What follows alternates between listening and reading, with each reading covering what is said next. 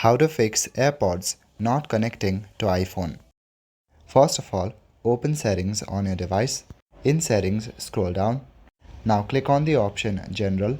Inside General, select Software Update and check for any software updates that may be available for your device. After making sure that your device is up to the date, go back to your previous screen. Now in your settings page, look for the option Bluetooth. Click on the option Bluetooth. Now here you will see the option Allow New Connections. Under that it says new Bluetooth connections have been turned off from Control Center.